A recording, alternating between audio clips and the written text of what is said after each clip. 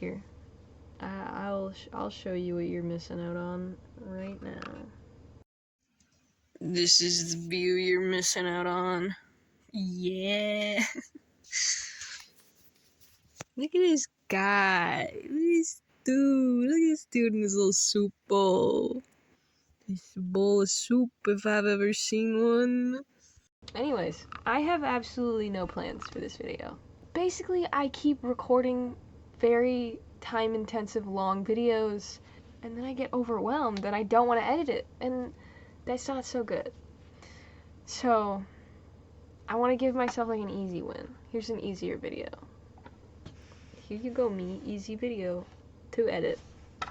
And then hopefully it will like spark my creativity, and then I'll like want to edit more. Today I am desperately trying to resist the urge to shave my head. Hold off until it's at least been like 2 years.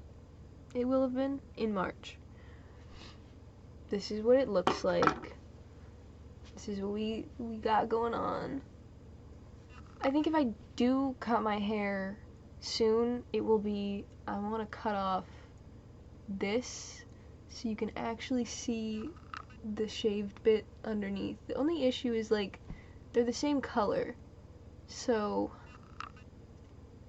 I'm not really sure what to do about that, but you know, to get rid of some of this length so you can actually see this. I don't know if I'll keep this chunk because that's what I did originally. I don't know, it just feels, because it's very like shag mullety, but it's like, I really shouldn't be rubbing this eye, but I've avoided rubbing it for the past 24 hours, so I'm just gonna go ham right now. Like, it should be fine. It looks fine.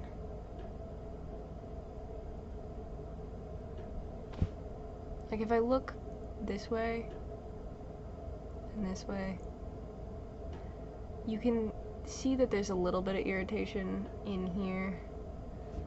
Like, my tear duct is still a little bit irritated, but I don't want to talk about why my eye is irritated because it is a little bit embarrassing, but a red spot.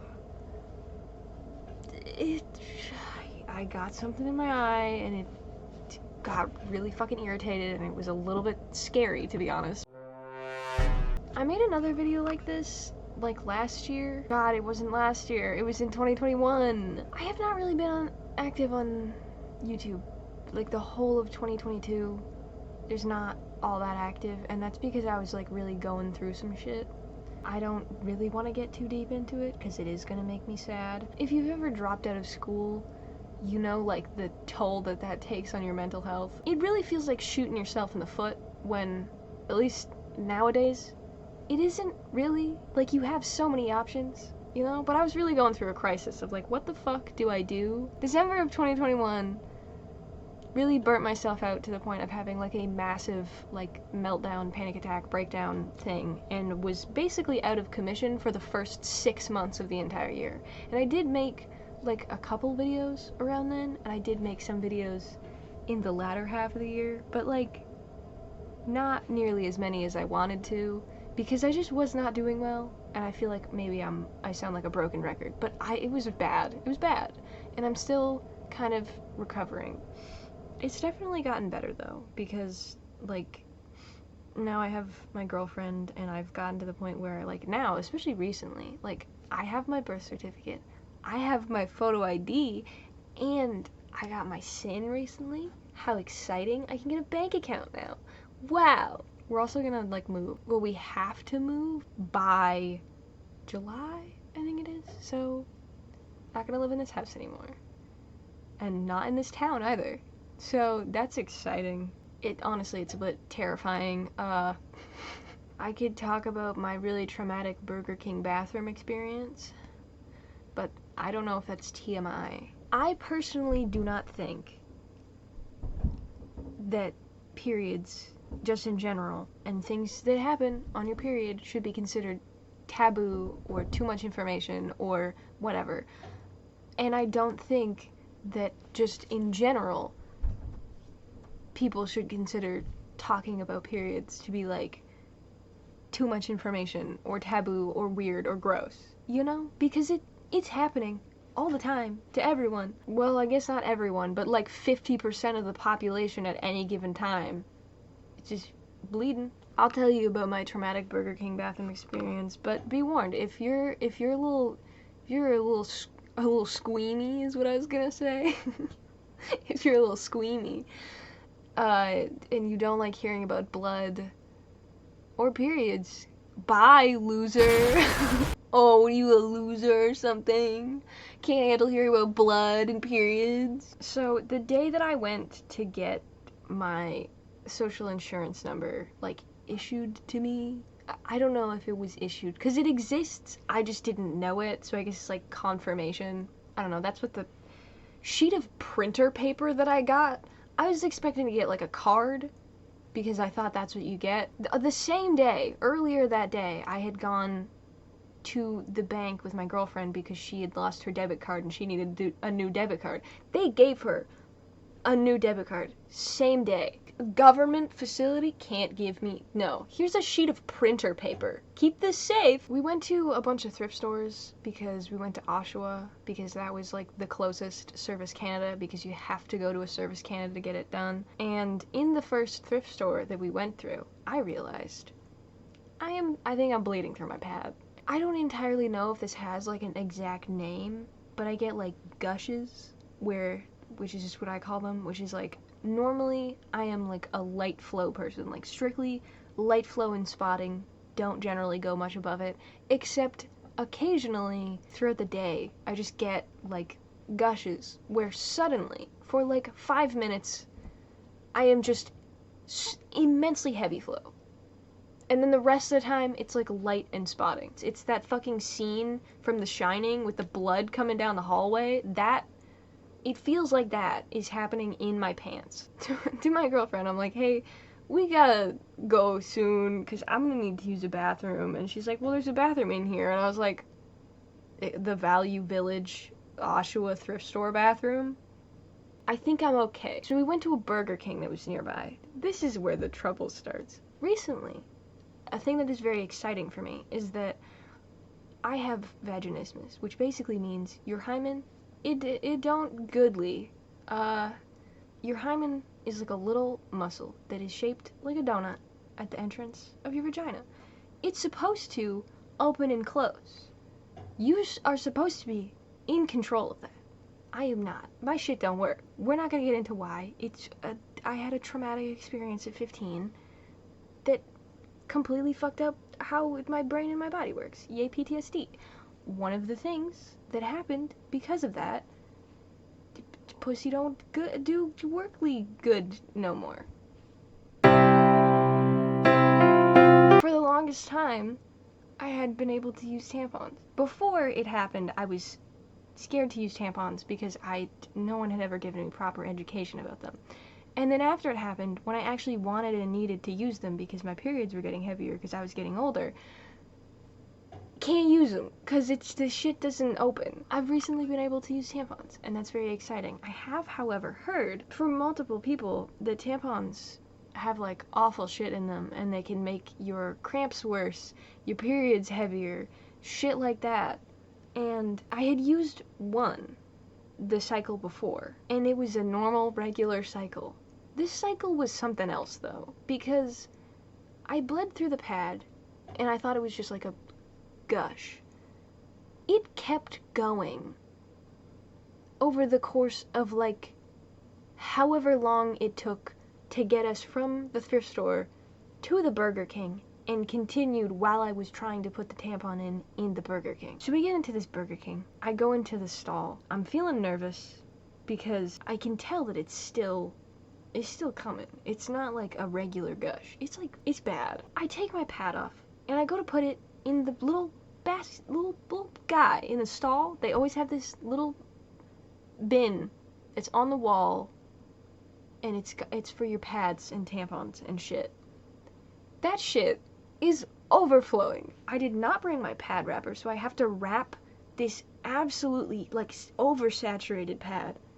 And I feel so guilty about it. In, like, the one-ply toilet paper. Fucking quarter ply toilet paper that they have, and you can just totally see all the blood through it. And I don't want to use too much toilet paper because I feel bad about that, so I'm just wrap it up to the best of my abilities, and then I'm like, where am I gonna put this? Because it's overflowing. It's not even like they haven't emptied it today. It's like they forgot about this box for like a week at the very least, because it was packed in there, and you could tell other people had also come in here on their period needing to put shit in that box and just didn't know where to put it. There's nowhere else to put it, so you just cram it in there. It was literally compacted, and there was shit stuck in the lid of the box.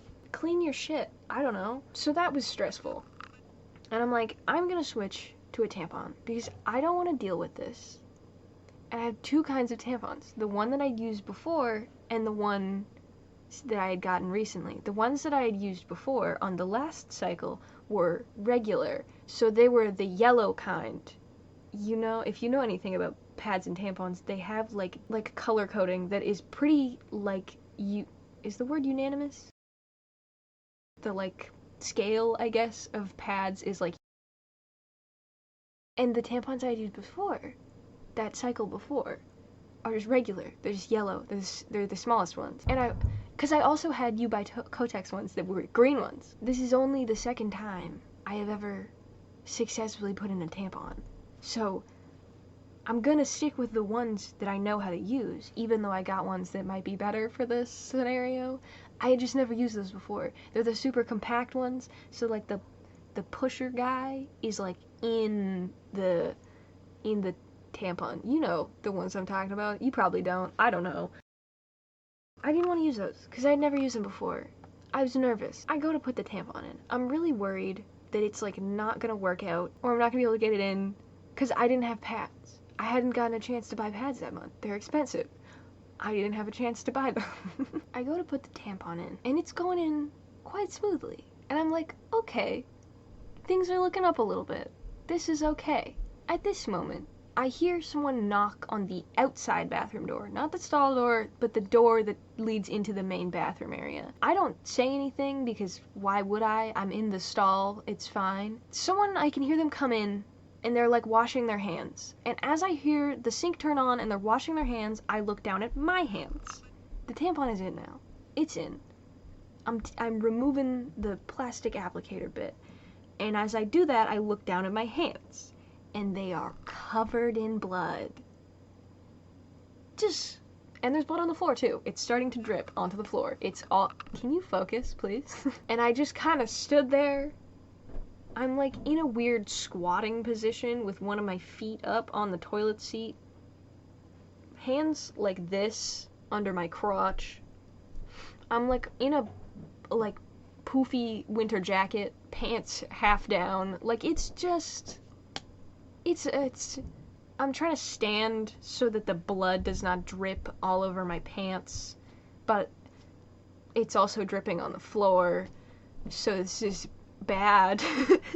So I'm looking over the tampon applicator to try and figure out like what happened. Imagine, you know, this is it. This is the part where the tampon sits. This is the little thing that you push inwards. This part full of blood. So what I'm assuming happened is there was so much blood. Pushed the tampon in, it went through the applicator past the tampon and just squirted out through the push part all over my hands, because that's what it looked like.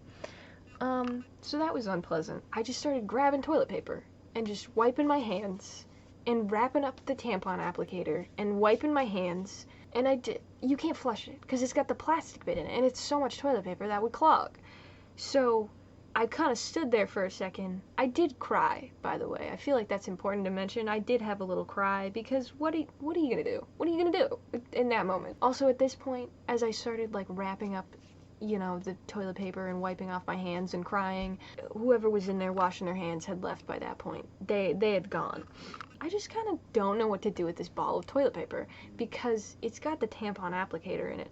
But as established, the box that it could have gone in full up to the brim, packed in there. My pad that I had to take off barely even fit.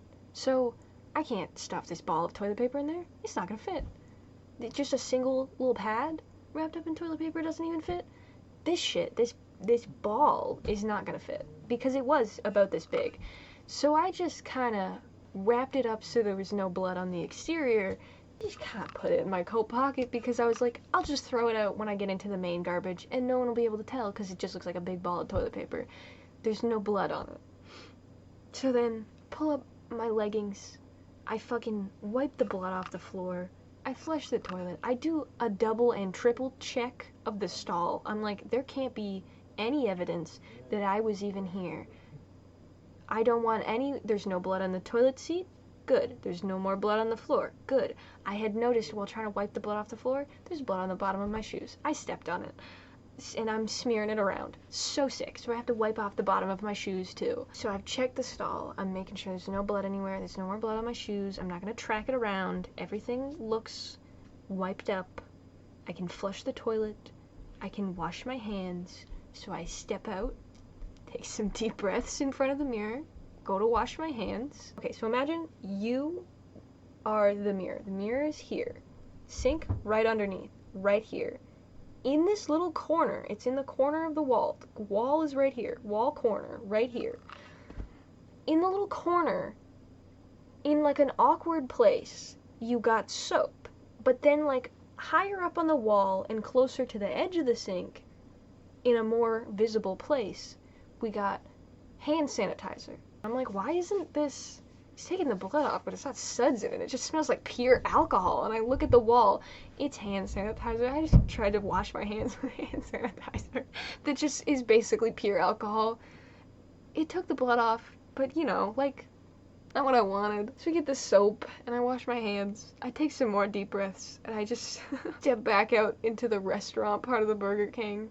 And immediately I'm like, where the fuck is my girlfriend? I gotta leave. I gotta get out of here. This the ball of toilet paper that was in my pocket, I didn't throw it out in the Burger King bathroom outside of the stall.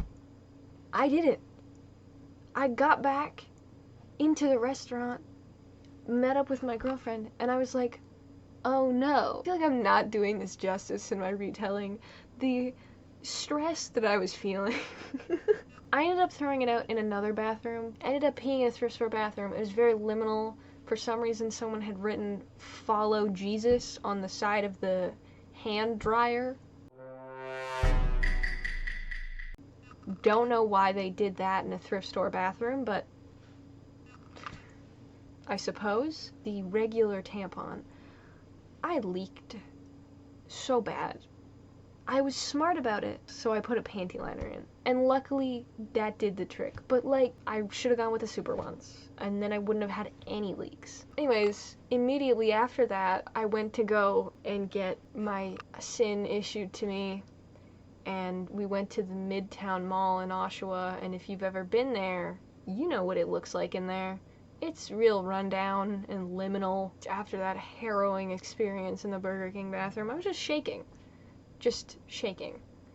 Could not stop shaking, and I was so worried that I was going to look so suspicious because I come into the Service Canada being like, hey, I need this important piece of ID. I have all the correct, you know, I have my birth certificate, I have my photo card, I have everything that I need to get my SIN, but I'm like shaking and I can't write properly. Yeah, just shaking the whole time, and I felt so bad because when I actually went to get, like, the SIN number, when I got called over to the desk, she was talking so quietly, and I felt so bad, because I am also someone who perpetually talks way too quietly, because I cannot tell, like, what the volume of my voice is.